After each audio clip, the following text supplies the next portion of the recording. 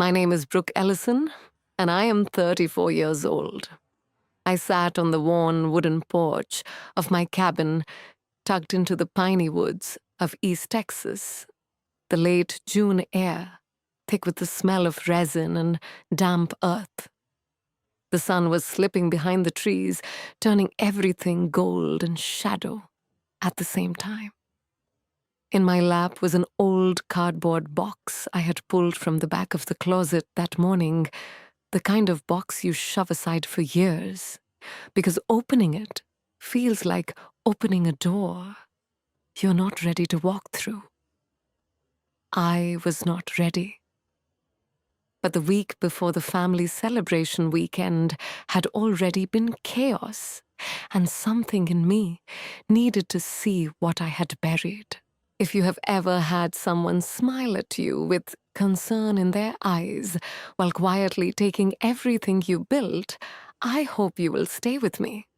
Drop support if you needed this. It started at work 3 days earlier. My boss, Pamela Voss, called me into her office with that soft, worried tone she uses when she's about to do something that will hurt. She is the owner of the small accounting firm where I have worked for 7 years.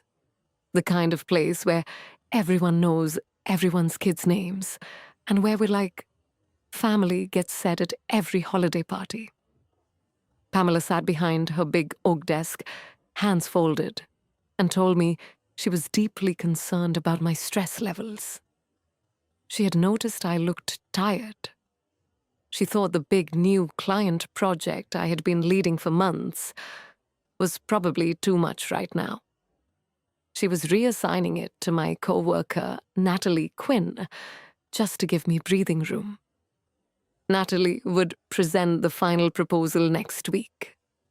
Pamela smiled the whole time, like she was doing me a favor.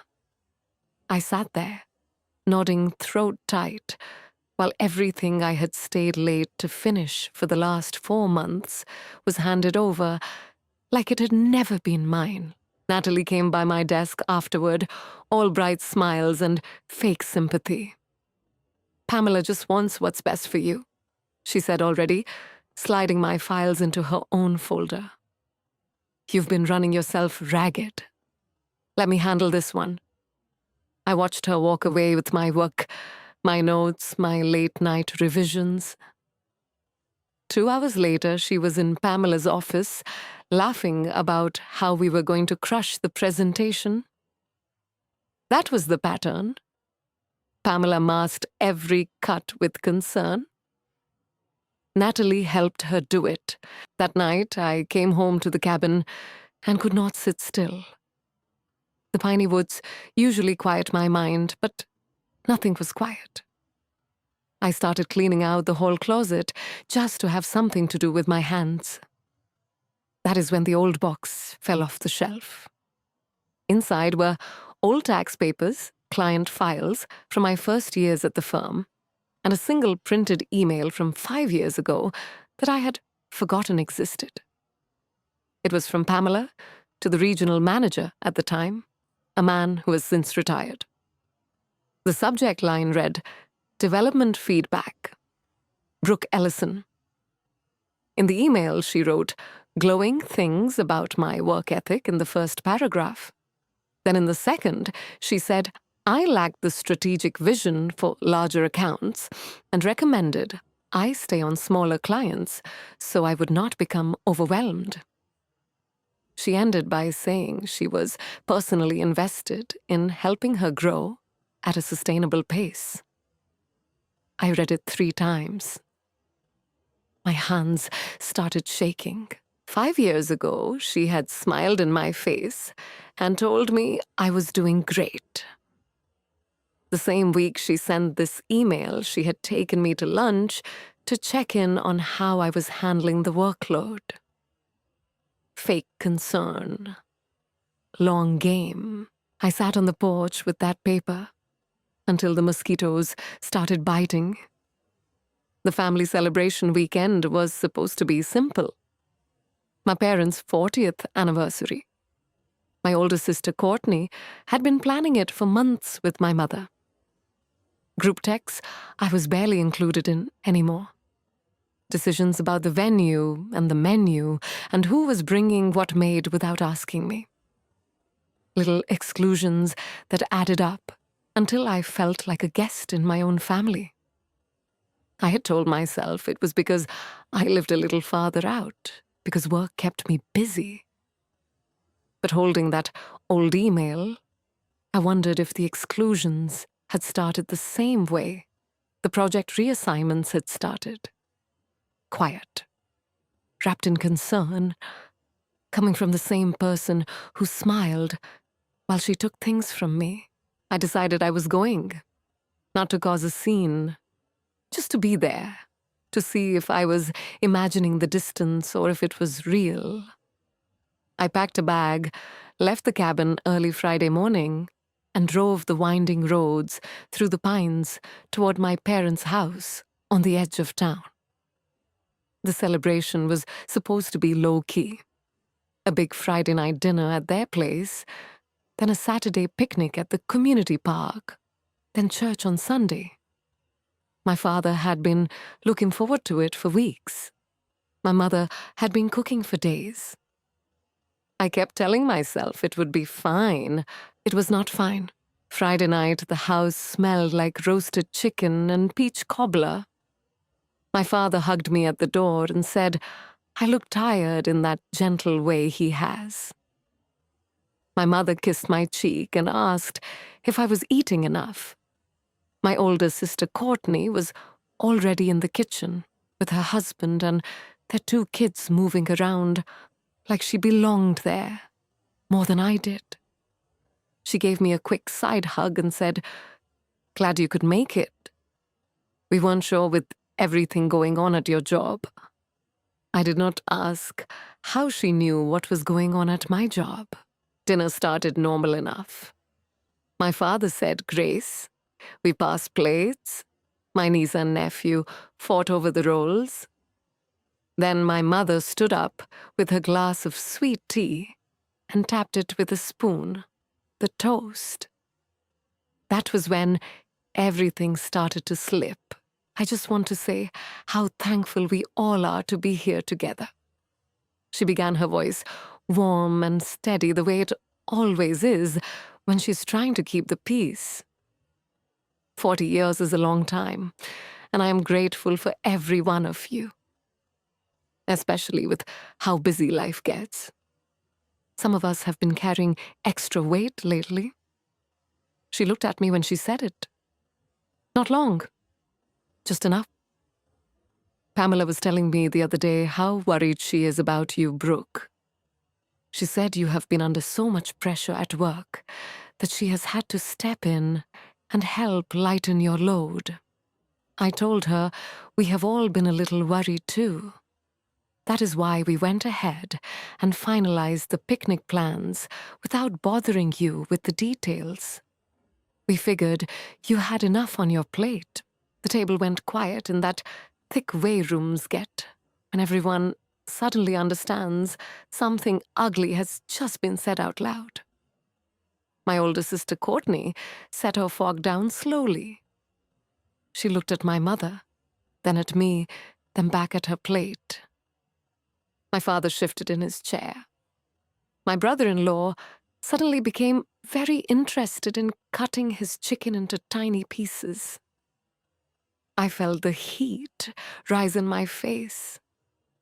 "Pamela told you that?" I asked. My voice came out steadier than I felt. My mother blinked like she had not expected me to speak. "She checks in sometimes. She cares about you. She said you have been missing deadlines and that she has been covering for you so you would not get in trouble. She thought it would be kinder not to add family stress on top of it." The words landed like stones, missing deadlines, covering for me. The same story Pamela had told Natalie when she handed over my project.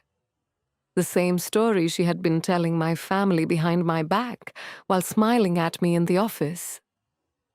I looked at my older sister. She would not meet my eyes. That told me everything. Courtney had been hearing the same things. She had helped make the plans without me because she believed I could not handle it. The meltdown started right there at the table. Voices overlapping, my mother trying to walk it back, saying she had only been trying to help. Courtney saying I was overreacting, that everyone was just worried. My father trying to calm things down and only making it worse by asking me if I was really okay at work. I could feel the old, familiar pattern closing in. The one where I was the problem.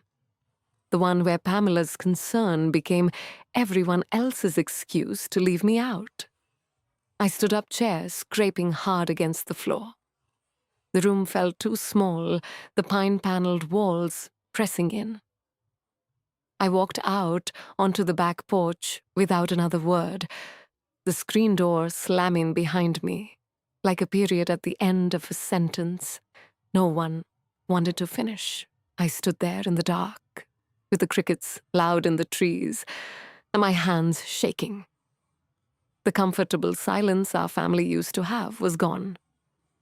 In its place was this raw, ugly thing that had been growing for years, fed by one woman's careful lies, wrapped in fake worry. I did not know what came next. I only knew I could not go back inside and pretend everything was fine. Not tonight. Not anymore. I stayed on the back porch long after the screen door had slammed shut behind me. The crickets kept up their steady chorus in the pine trees, but inside the house, the voices had risen again, overlapping in that messy, jagged way arguments do when everyone is talking and no one is listening. My hands were still shaking. I gripped the porch railing until the wood bit into my palms, trying to steady myself against the realization that my mother had been carrying Pamela Voss's words like they were gospel. My older sister Courtney came out a few minutes later. She let the screen door close more quietly than I had. For a moment, she just stood beside me, arms crossed, staring out at the dark line of trees.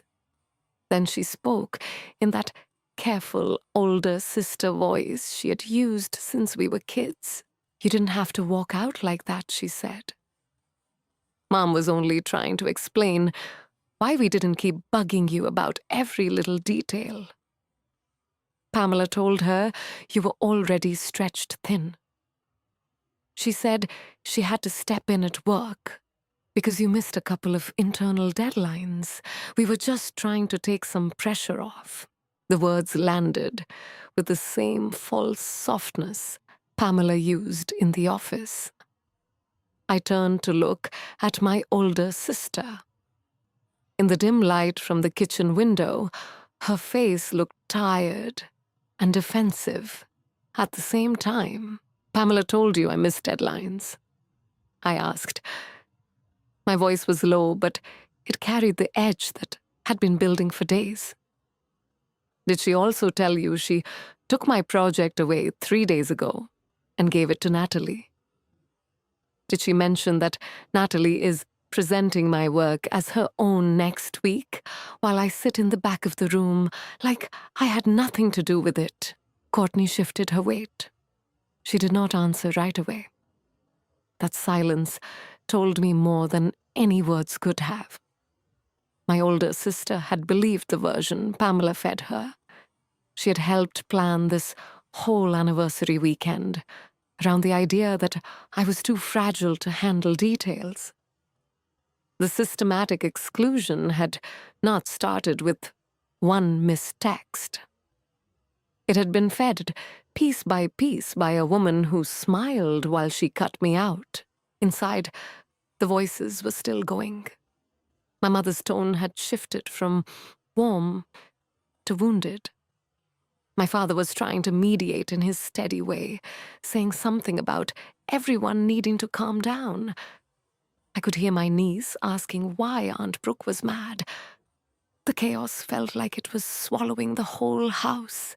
I stayed outside until the voices dropped into that tense, exhausted quiet that comes after the first big explosion. When I finally went back in, the table had been cleared in a hurry. Plates were stacked unevenly. The peach cobbler sat untouched in the middle, like an accusation. My mother would not look at me directly. My older sister kept her eyes on her phone. My father gave me a small, sad nod, the kind that said he did not know how to fix this either. The rest of the night passed in fragments. I helped with the dishes because it was easier than sitting in silence. My older sister's kids asked if I was okay, and I lied the way adults lie to children.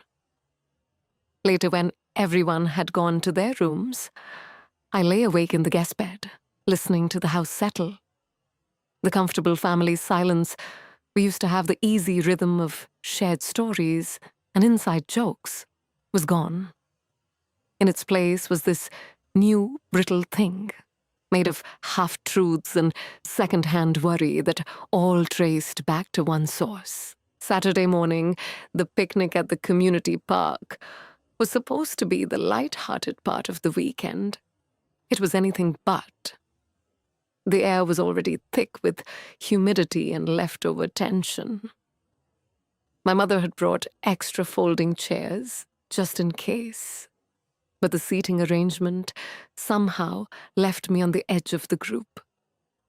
My older sister and her husband set up the food table, while my father tried to keep the grandkids entertained with a game of catch. Every conversation felt like it had a hole in it, where I used to fit. Pamela's name came up again, casually, like she belonged in family talk now. My mother mentioned that Pamela had called the night before to check on how the dinner had gone. She said she hoped everything smoothed over. My mother added, not meeting my eyes. She really does care about you, Brooke. She's been such a support. I felt something sharp and cold settle in my chest. My boss was not just sabotaging my work, she was inserting herself into my family's narrative about me. Every concern she voiced became another reason they could leave me out without feeling guilty. The fake worry had become the excuse for the exclusion.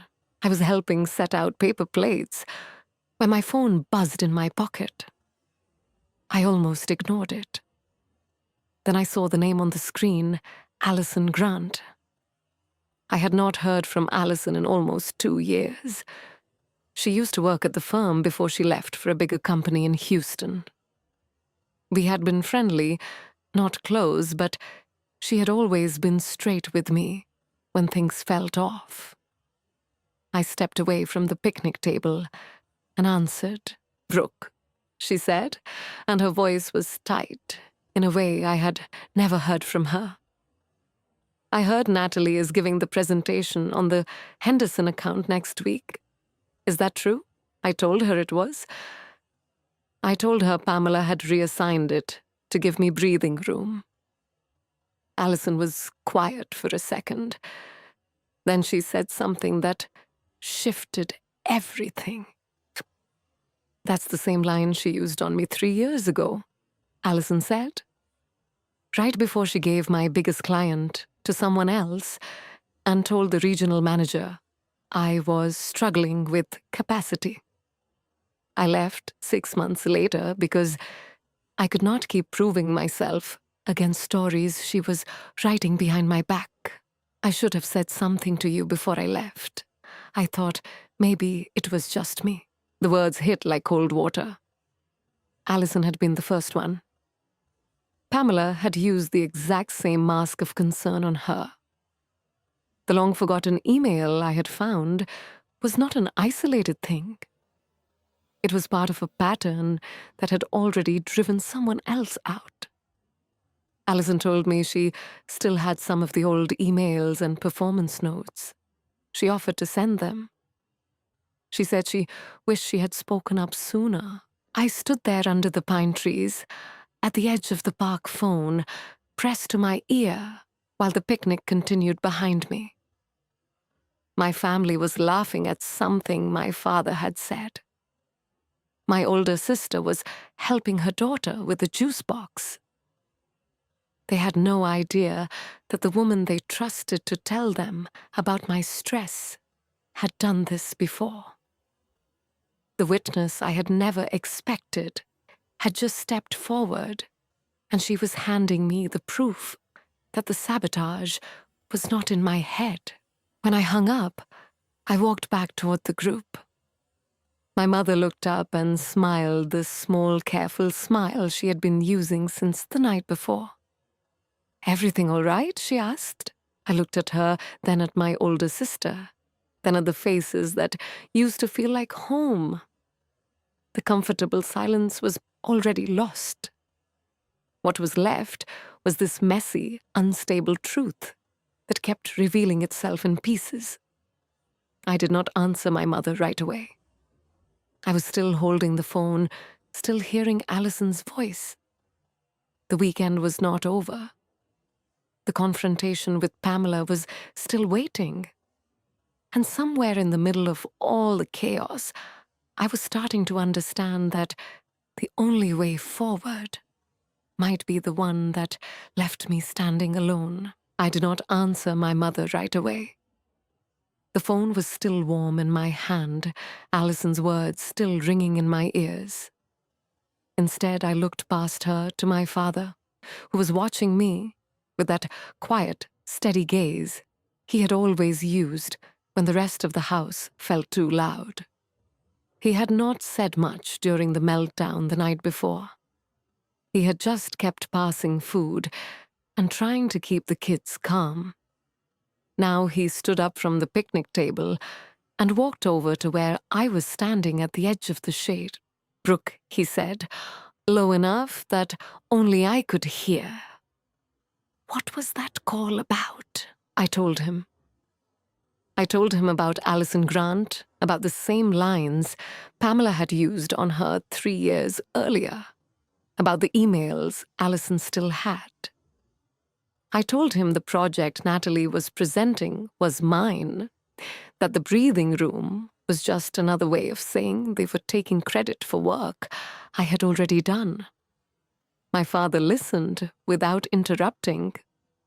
When I finished, he rubbed a hand over his face the way he did when something heavy had landed on him. "I should have asked you myself," he said, "instead of listening to what someone else was saying about you." That was the moment my father stood with me. Not loudly, not in front of everyone, just a quiet acknowledgement that he had heard the truth and believed it. It was not enough to fix the weekend, but it was something real. In the middle of all the chaos, the rest of the picnic stayed tense and unsteady. My older sister avoided me. My mother kept trying to smooth things over with offers of more food and forced smiles. The kids sensed the adults were off balance and acted accordingly, running too loud, asking too many questions. Every conversation felt like it could tip into another argument at any second. The comfortable family silence was truly gone, replaced by this raw, unstable version, where no one quite knew what to say without stepping on broken glass. I left early that afternoon. I told them I needed to get back to the cabin, that work was waiting. It was only half a lie. My father walked me to my car. He did not try to convince me to stay.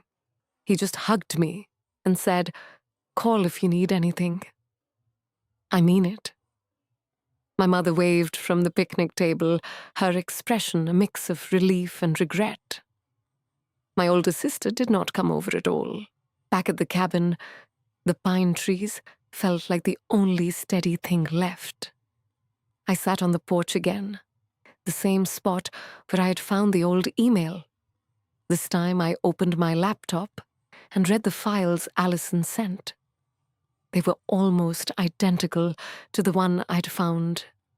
Different dates. Same careful language of concern and support, masking the real message that someone else was better suited for the work. Pamela had done this before. She would do it again if no one stopped her. Monday morning, I went into the office early. Natalie was already there, practicing her slides for the Henderson presentation. She looked up with that bright, fake smile. "Hey, Brooke. Did you have a good weekend with your family?" I did not smile back. I told her I knew the slides were my work. I told her Allison had reached out. I told her I had the emails. Natalie's smile faltered for the first time I had ever seen. She tried to say something about team effort and how Pamela had wanted to give me space, but the words sounded thin, even to her. She went quiet when I said I was done pretending the concern was real. Pamela called me into her office later that morning. She used the same soft voice, the same folded hands, the same worried eyes. "Brooke, I heard there was some tension at your family thing. I hope everything is okay. You know I'm always here if you need to talk." I placed the printed email from 5 years ago on her desk, along with the ones Allison had sent. I did not raise my voice. I did not accuse.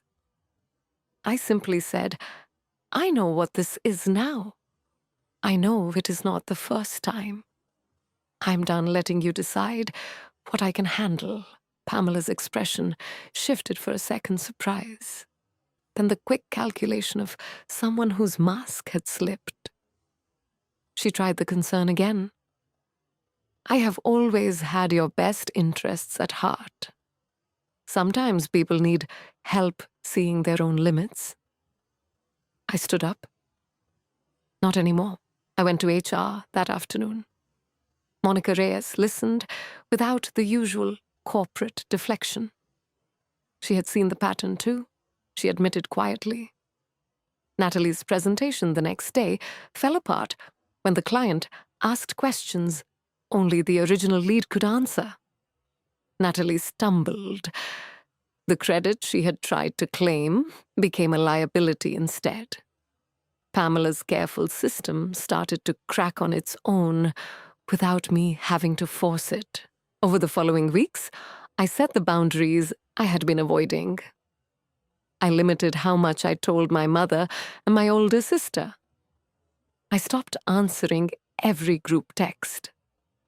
I told my father I appreciated him standing with me, but I needed space to figure out what my life looked like without the old version of our family. He understood. He called once a week, nothing more. My older sister sent one long message full of explanations and hurt feelings. I read it once, then archived it. The comfortable silence was gone for good, and I did not try to bring it back.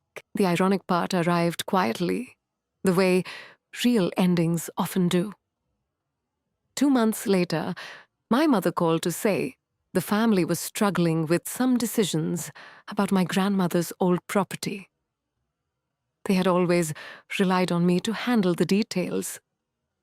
Without me in the middle, things had gotten messy and emotional in ways they never had before. She did not ask me to come back and fix it. She just sounded tired. I told her I hoped they figured it out. Then I hung up and went back to the porch, where the pine trees still whispered the same steady sound they always had. I kept working at the firm for a while longer, but with clearer lines. Pamela stopped the fake concern. Natalie stopped trying to smile at me in the hallway. The work I did was mine again. Eventually, I started looking for something smaller, something that did not require me to prove my capacity every single day. I found it in a quiet bookkeeping role for a local nonprofit that actually meant what it said about work-life balance. The victory was not loud. There was no dramatic confrontation where Pamela admitted everything or my family begged me to come back to the center. The victory was quieter. It was the mornings I woke up without that tight knot in my stomach. It was the way I could look at my own reflection and know I had stopped believing someone else's story about what I could handle. It was the strange, steady peace that came from accepting that some relationships only worked when I kept them at a distance. I still see my father sometimes. We meet for coffee at a diner halfway between our places. He does not push for more. My mother and my older sister send holiday cards and occasional updates. I reply politely and keep the replies short. The exclusion I once fought against became the boundary I chose. It is lonely some days. That is the truth.